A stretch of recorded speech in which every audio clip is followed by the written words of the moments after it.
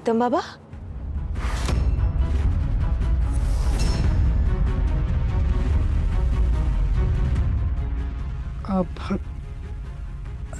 सावित्री आत्या, हार हार केवढा मस्त आहे ना. इतका सुंदर हार आहे म्हणून सांगू तुला. काकाने दुबईहून आणलाय काकूसाठी. आणि आता झालंय असं की प्रियाला पण सेम हार आवडलाय. ती मला म्हणते की तसाच हार मला पण पाहिजे. आता बायकांचा हट्ट तुला माहिती आहे ना, मग तोच पुरवायचा म्हणून मी इथे फोटो फोटो काढायला आलो होतो मी. आता मी डिझाईनची फोटोच काढणार होतो. हे बघ,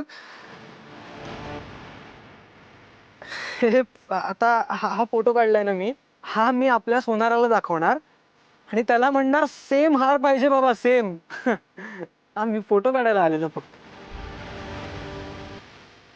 हे बघ, चाललोच होतो.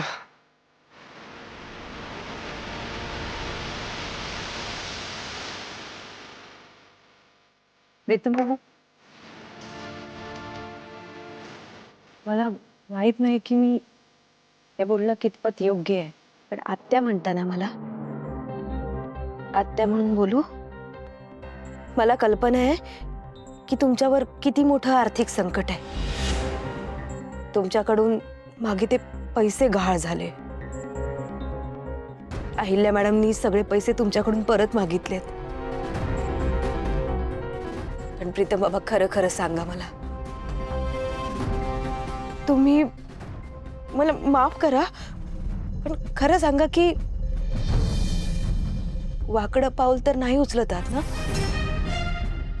प्लीज तसा विचार करू नका तुम्ही. मी आदित्य बाबांशी बोलू का? म्हणजे मी त्यांना सांगू का अहिल्या मॅडमशी बोलायला? नाही नाही नाही, हे बघ आत्या, काय होतं ना, दरवेळी दादा माझ्या बाजूने उभा राहतो आणि मग त्याला आईच्या रागाचा सामना करावा लागतो.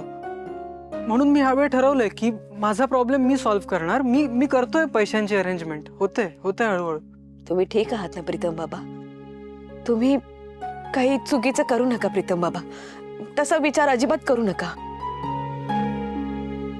अगं सावित्री आत्या, मी काय चुकीचं करणार? काहीच चुकीचं करत नाहीये मी सगळं मॅनेज करेन. हा, मी करतोय सगळं मॅनेज. तोपर्यंत फक्त तू माझ्यासाठी एक करशील? काय? मी इथे आलो होतो हे कोणाला सांगू नकोस.